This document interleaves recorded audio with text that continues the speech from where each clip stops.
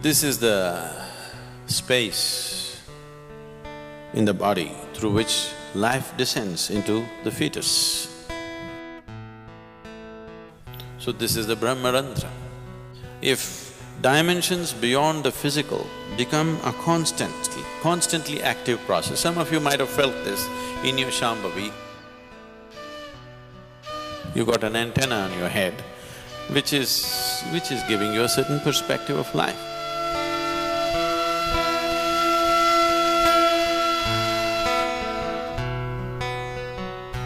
If you have a newborn baby in your home,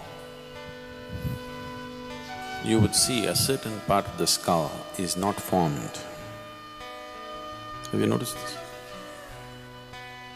So the child has to be handled gently, that part is just skin, there is no bone.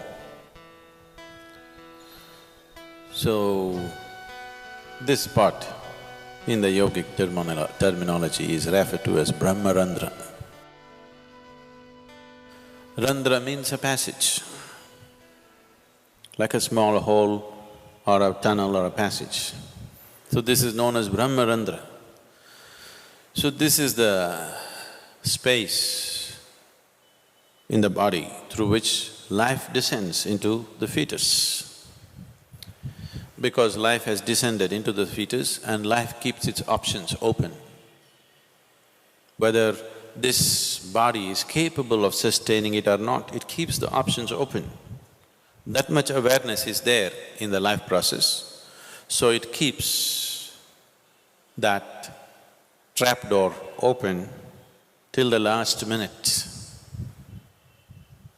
It wants to keep it open just in case it finds the body unsuitable for its existence, it will leave. And it does not want to leave from any other passage in the body, it wants to leave the way it came. A good guest always comes through the front door and goes out through the front door. If he comes through the front door and goes out through the back door, that means your house is swept clean. So, he wants to go out to the same door, so he keeps it open till the last minute, he wants to keep his choices.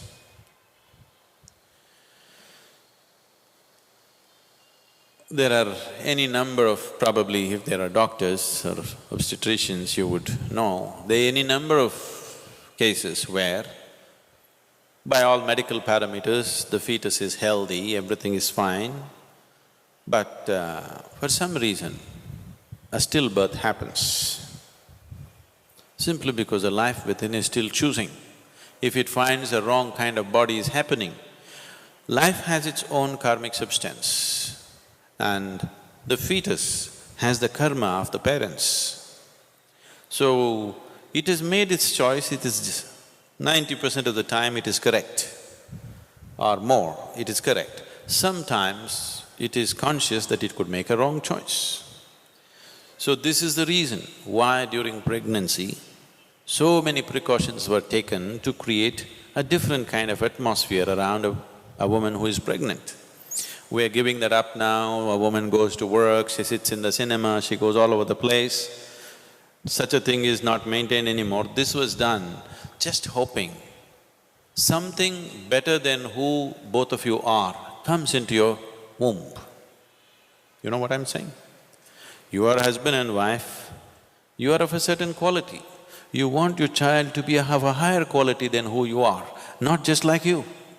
Someone better than you should come into your womb, so that for that sake, even a husband was not allowed to see a woman beyond a certain stage of pregnancy, because she is to be kept in a certain state of comfort and well-being, with a certain type of thought, with a certain type of atmosphere, trying to please her system in all ways, right kind of incense, right kind of sounds, right kind of mantras, right kind of food, everything, so that her body is in a state that it welcomes the right kind of being. Maybe in today's world it is all these things are out of question. So if a being enters into this particular fetus and finds it unsuitable as it evolves to become a baby, then it leaves. That is why one door is kept open. So this is the Brahmarandhra. And even when you leave one day, you can leave whichever way. But if you leave through the Brahmarandhra, it is the best way to live. If you live consciously whichever part of the body, it is fine. But if you can leave from there, it is the best way to live.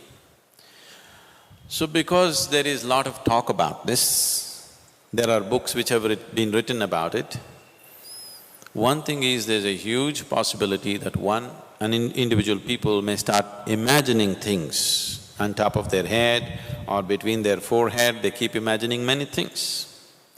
Because you need to understand this, wherever you focus your mind, there will be some twitching. If you want, right now you experiment, hold your little finger like this and focus at the tip of this little finger, you will see within a minute's time there will be twitching. Any part of the body, if you focus your mind, some twitching you will notice.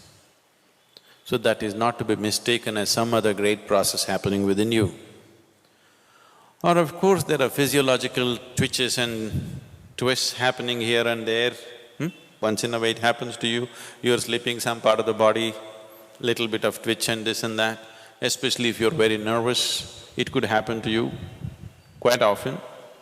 If you're at ease, it may not happen. If you're in a little bit of tension or stress, it could happen to you in different parts. So that is not to be mistaken either. I don't know if I should say this, because if I say this, you may start imagining all kinds of things.